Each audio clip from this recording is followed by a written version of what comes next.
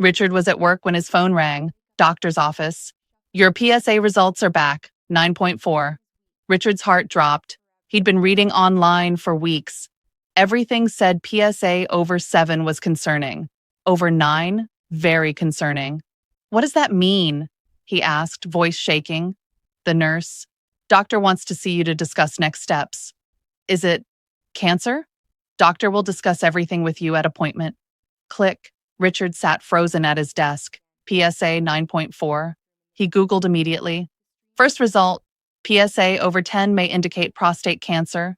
Second result, elevated PSA requires immediate biopsy. Third result, PSA 9, what are my chances?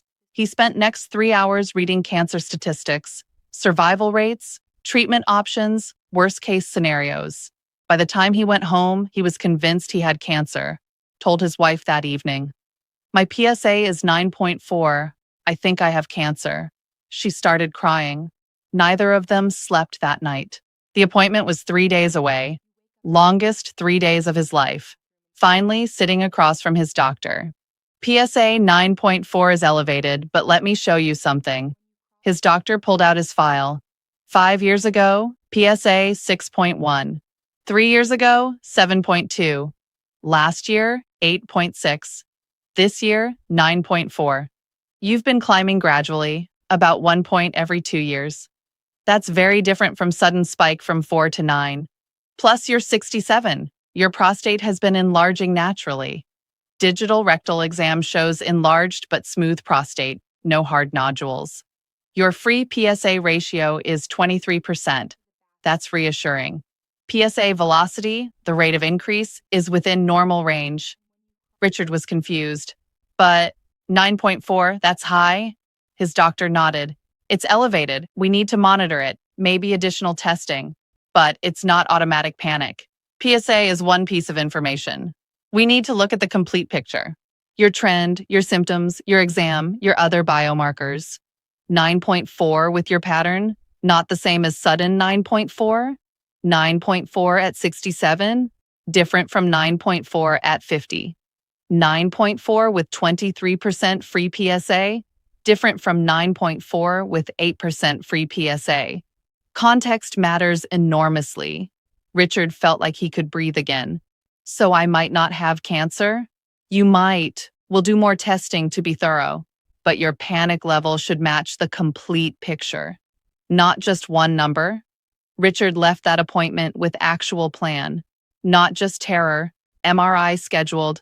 Biomarkers ordered. Follow-up in 6 weeks. Informed monitoring instead of blind panic. Today, I'm revealing what PSA 8, 9, or 10 actually means. Why context changes everything about these numbers. And the complete evaluation process that determines what happens next.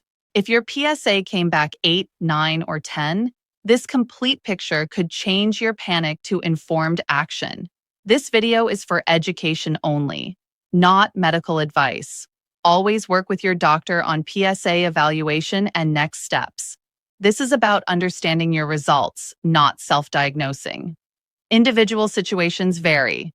Before we start, comment context below. I'll send you the complete PSA evaluation checklist with all factors that matter beyond the number. Takes 2 seconds. Now let me show you what PSA 8, 9, or 10 really means. PSA 8, 9, or 10 is what doctors call the gray zone. Not clearly normal, not automatically cancer. Somewhere in between. This is where most men panic. And understandably so. Online resources often list PSA ranges like this. Under 4, normal. 4 to 10, elevated, possible cancer. Over 10, high risk, likely cancer. By this simple scale, PSA 9.4 looks terrible. But this scale is outdated and overly simplistic. It ignores all the factors that give context to the number. Richard's doctor explained the modern approach. We stopped relying on single PSA cutoffs years ago. Now we look at complete risk assessment. 8 factors that matter as much as the PSA number itself. Let me walk you through all 8. Factor 1. Your PSA trend over time. This is often the most important factor. Single PSA of 9.4 tells you one thing. 5 years of PSA history tells you completely different story. Richard's trend: 6.1, 7.2, 8.6, 9.4 over 5 years. Slow, steady climb, about 1 point every 2 years. This pattern suggests benign prostatic hyperplasia, natural enlargement with age. Compared to different pattern, 4.2 last year, 9.4 this year. Jump of 5 points in 1 year. Very concerning. Suggests possible cancer. Same PSA number. Completely different contexts. Your trend matters more than your current number. If you only have one PSA test, you don't have trend data yet. That's when other factors become more important. But if you have years of results, look at the pattern.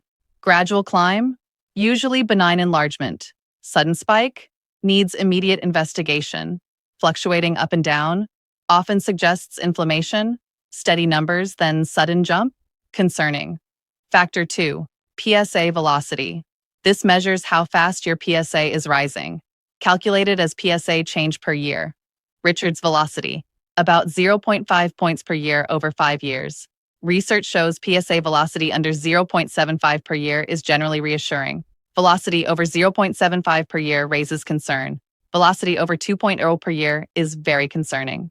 Richard's 0.5 velocity with PSA 9.4, reassuring pattern. Someone with 2.5 velocity reaching PSA 9.4, very different situation, same number, different velocities, different implications. Factor 3, your age. PSA naturally increases with age as prostate enlarges. Expected PSA for age 40-49, under 2.5 generally normal. Age 50-59, under 3.5 generally normal. Age 60-69, under 4.5 generally normal. Age 70-79, under 6.5 generally normal. Richard is 67. His PSA 9.4 is elevated for his age, but not as concerning as PSA 9.4 in 50-year-old. Age provides context for the number. Younger men with high PSA raise more concern. Older men with moderately elevated PSA less concerning. Factor 4, prostate size. Bigger prostate naturally produces more PSA. Richard's prostate volume, 78 cubic centimeters. Normal prostate, 20 to 30 cubic centimeters. His prostate is about 2.5 times normal size. With enlarged prostate, higher PSA is expected. This brings us to PSA density. Factor 5, PSA density. PSA density, PSA divided by prostate volume. This tells you if PSA is proportional to prostate size. Richard's calculation, 9.4 divided by 78. 0.12 PSA density under 0.15 is generally reassuring. PSA density over 0.15 raises concern. Richard's 0.12 is actually good despite PSA being 9.4. His PSA is proportional to his enlarged prostate. Compared to someone with PSA 9.4 and 40 cubic centimeter prostate, their density would be 9.4 divided by 40 over 0.24. Much more concerning. Same PSA number. Different densities, different implications. Factor 6, free PSA percentage. PSA exists in blood in two forms. Bound PSA, attached to proteins. Free PSA, not attached to anything. Free PSA percentage, free PSA divided by total PSA. Higher free PSA percentage is more reassuring. Lower percentage raises concern. Richard's free PSA, 23%. Above 20% is generally good sign. Above 25% is very reassuring. Under 10% is concerning. Under 5% is very concerning. Richard's 23% with PSA 9.4, reassuring.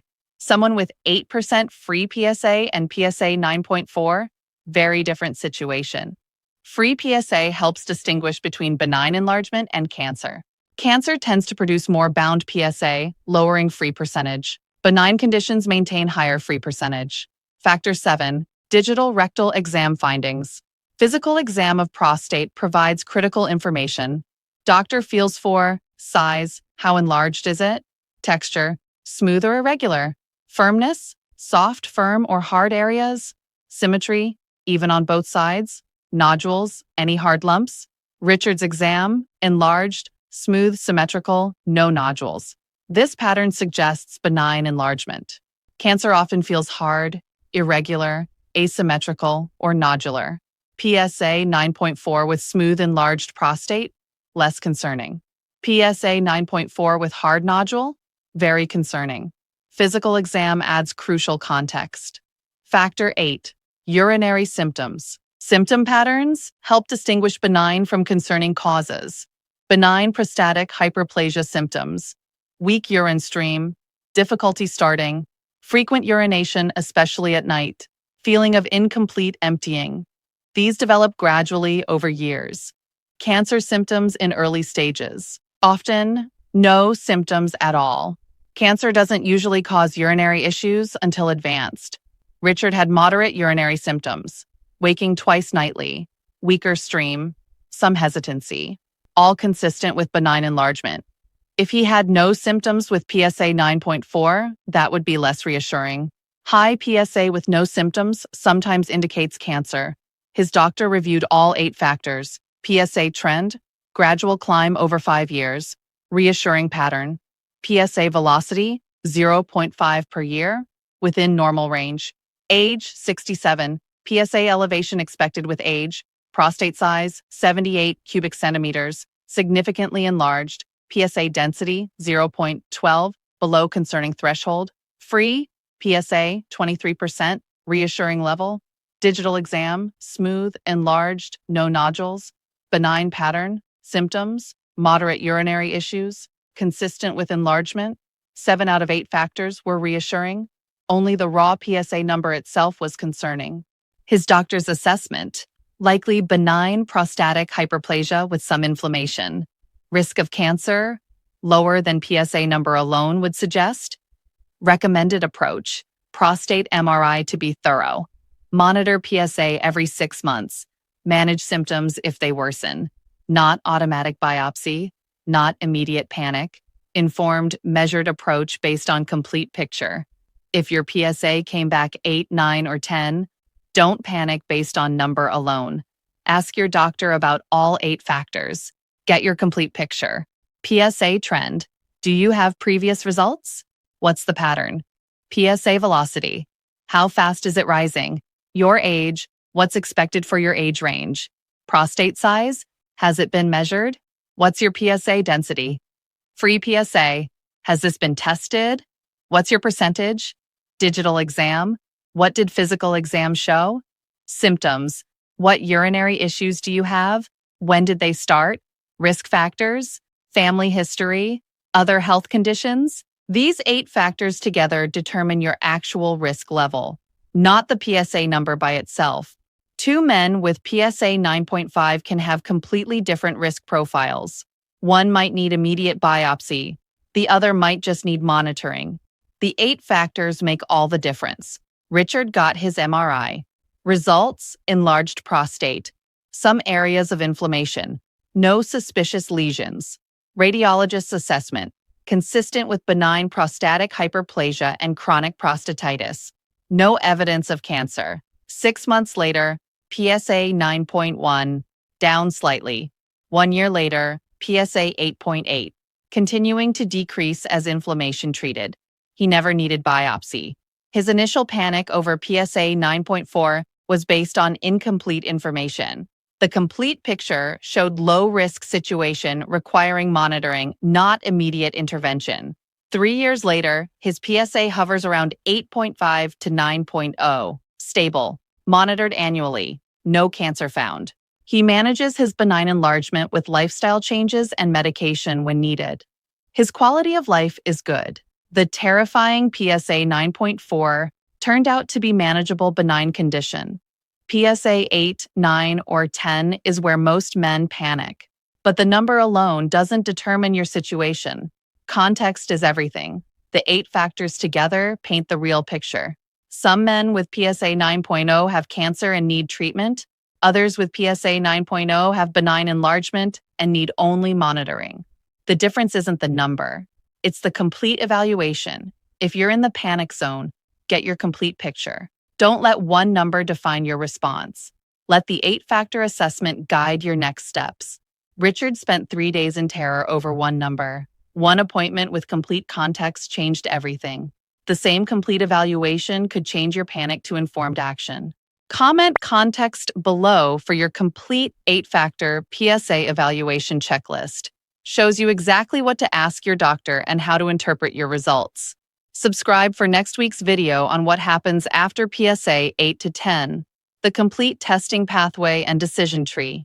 Richard's PSA 9.4 nearly destroyed him with panic. Complete context gave him back his peace of mind. Your complete context could do the same.